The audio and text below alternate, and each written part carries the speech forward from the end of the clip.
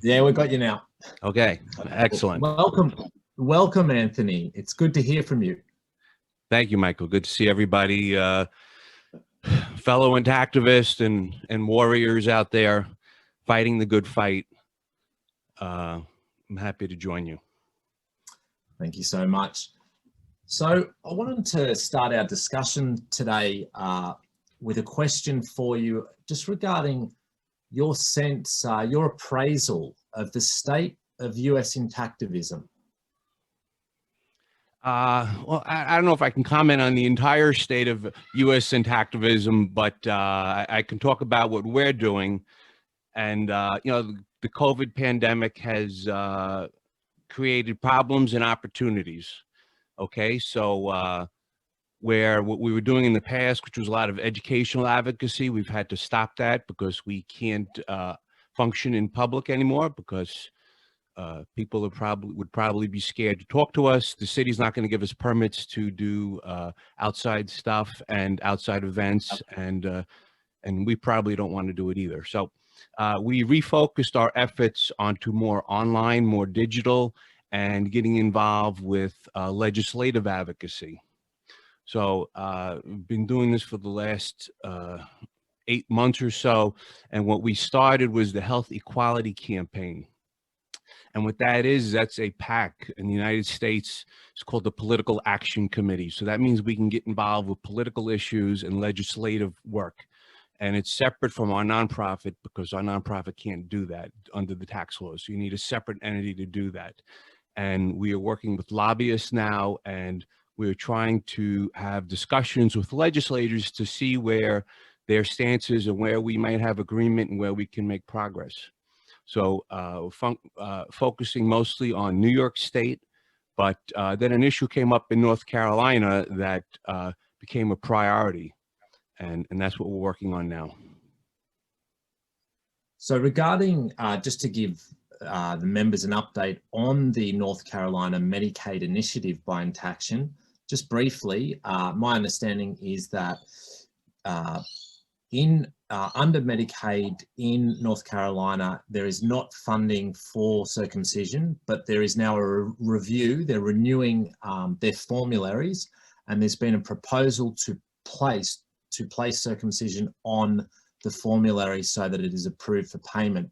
Is that correct? That's the state of affairs, and that's what you're trying to address with your PAC to not have that happen, that change to the formulary? In the broad strokes, yeah, that's what's happening. North Carolina was one of our states that would not pay for routine infant circumcision, and this came about through the efforts of intactivists over a decade ago.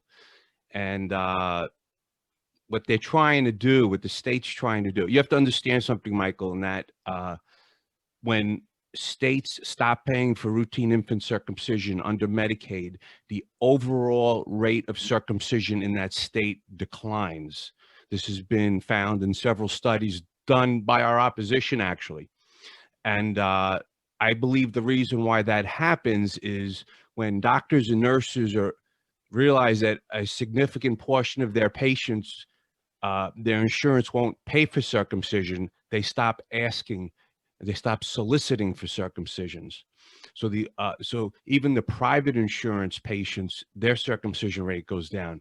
So that's why this Medicaid thing is so important, and it's not something we invented. This has been going on for a long time. 18 states have dropped coverage for this over the years. So it's something that's organically happening, but it just shows that this is a great opportunity because it's achievable. It's already being done. So when we go to the New York State legislature, we say, look, California's already done this, and they're one of the leaders when it comes to social policies. You should be doing it too.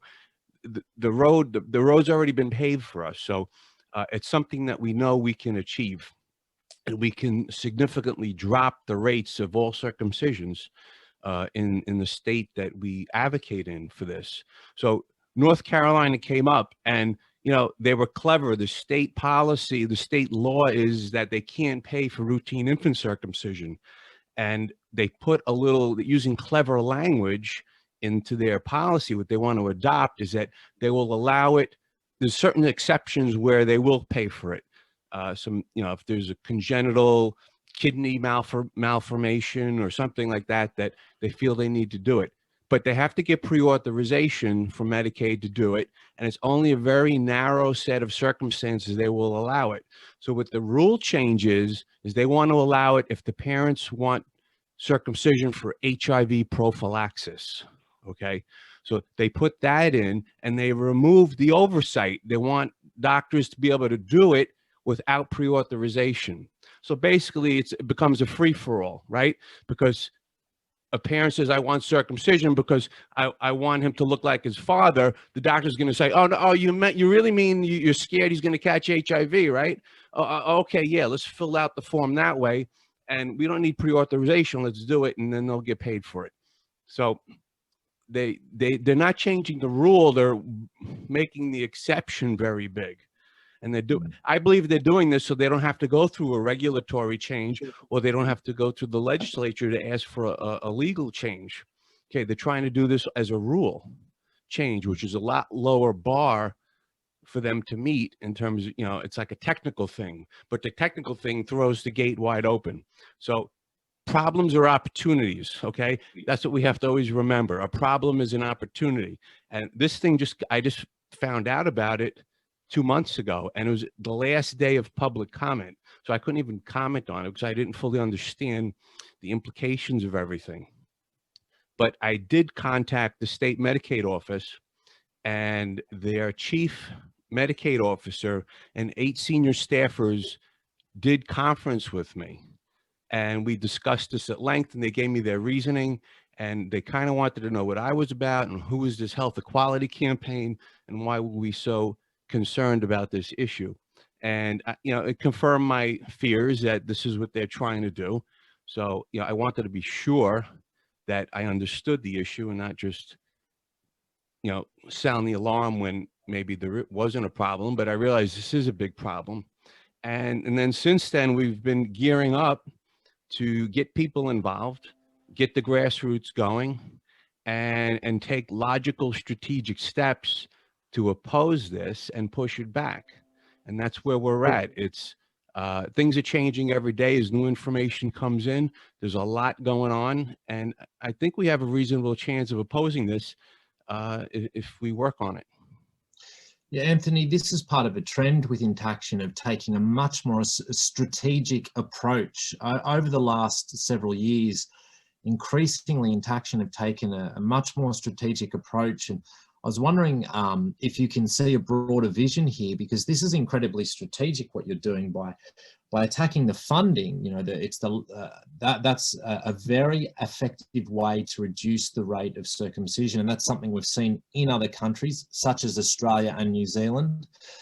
And I was wondering, are you seeing a broader picture here, a broader opportunity for Intaction and for intactivism in the US if you manage to keep circumcision defunded on Medicaid in North Carolina and then perhaps other states? Can you tell us about that broader strategic opportunity?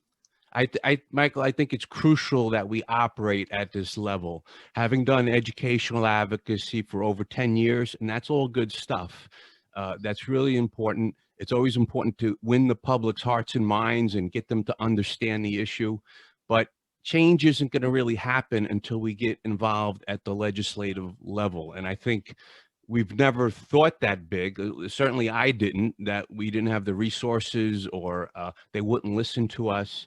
But when you work with professionals who this is their full-time job, they will help us. I mean, you have to pay them, but they will help us on this. And there's so much going on, the more I dig into it, that if you're not up at that level, or if we're not up at that level, our opposition's laughing at us, because all the medical associations and the hospital groups and ACOG, and they all have representatives in the state capitals pushing their agenda. And we're out protesting on the street, and we're not in the state capitol. We don't meet with our legislators, and you don't necessarily have to have a ton of money. All state capitals have a state legislator day where people go and they go to the state capitol and they meet with their legislators and say, this is an important issue to me. What is your position on it? You don't even have to say, I want you to oppose circumcision. What's your position about it, on it, and what do you think about it? That's all you have to do is ask them that and see what their response is, so you know where you stand. So this is crucial. We're going to be monitoring going forward. We're going to be monitoring legislation and all regulatory changes in all 50 states and on the federal level. I don't want another North Carolina where I find out about it on the last day of public comment. I can't be an effective advocate if I don't know what's going on. So we're going to have monitoring going on going forward. So, and there's a lot. I've already seen some of this, the reports coming in. There's bills on FGM. There's changes to circumcision laws in terms of Medicaid and insurance issues. There's a heap of information of things going on that we never even knew about before. So there's monitoring and being involved with lobbyists. That's why we started the health equality campaign. And all of this stuff's crucial, because if you don't know what's going on, you can't be an advocate. And Anthony, this is a big shift now. Now Intaction are strategically focused on monitoring these government and regulatory aspects. Are you now on your webpage? You have a call to action for constituents. You have very clear directions to supporters of Intaction, what they can do to help with the New York and North Carolina Medicaid initiatives, and then, in addition to that call for support from anyone here can go to the Intaction page and chime in with their support, either financially or writing letters to Medicaid or getting involved with these PACs. Anthony, what else is happening? Are you going to be allying with other Intactivist organizations to monitor the 50 states? Well, the monitoring is going to be done by us, but I've reached out to most of the Intactivist organizations. This is all still new, so I don't think everybody's checked their emails or gotten back to me yet. But the most important thing is we need a network of people in North Carolina to be involved with this on the grassroots level. And that's what I'm trying to build. And that's one of the biggest challenges. There's three components to this. There's grassroots, there's media, and there's legislative advocacy. So I'm trying to get some people in North Carolina to get involved with this, to be the grassroots component of it. There'll be press releases forthcoming. There will be media interviews forthcoming, because I know the media is going to want to talk about this. It's always a controversial topic, and they like controversy. So we will be in media. That's all coming soon, but this is a new thing. So we actually have 2 pages on our site. One is the Intactivist call to action. And then there's a second page, which is North Carolina Citizens page, where it's a little more simplified and a little bit less to read. And the important part is that we need them to sign our petition. Okay, we've had a great response to our petition so far. We have like 100 people signed our petition, which is terrific response. But I need a lot more North Carolinians. We need people from North Carolina to sign our petition, because then I can go to the legislators and say, you know, I'm representing these constituents in your state, and they're very unhappy about this fast move your Medicaid office is trying to pull. And my suspicion is that it's the doctors groups that use their lobbyists to get this ball rolling. We're going to find out, because I have 3 Freedom of Information Act requests pending. And for those of you overseas in the United States, and maybe you have something similar, but in the U.S. we have Freedom of Information Act, where any government document, upon request, the government has to turn it over to you. So there's lots of information there. I want to see the application for this draft proposal, who filled it out and who submitted it. I want to see the public comments that were submitted in support of this, because that's going to tell me who's behind it, right? The people who are, who are putting in the public comments. And we have a few other things there, some pieces of information. And the more information you get, usually the more questions you have, but you're farther down the road. So we have Freedom of Information Act outstanding. I have one call into State Senator Krawick. She's the leader of the Health Committee. I want to know if she's aware of this and what her position is on it. Waiting to hear back from her. There's a lot of things going on. And I also think that North Carolina is going to give us the framework, because you know what, I'm kind of, this is like a hot potato right now. So we're going to learn what it takes to do advocacy at this level, and then we can hopefully apply this knowledge, because what worked in North Carolina is going to help me in New York. It may help me in Colorado because we lost over there, and I think maybe we lost Florida too. I haven't had time to dig into those other states, but what we learn in North Carolina, we can apply to other areas.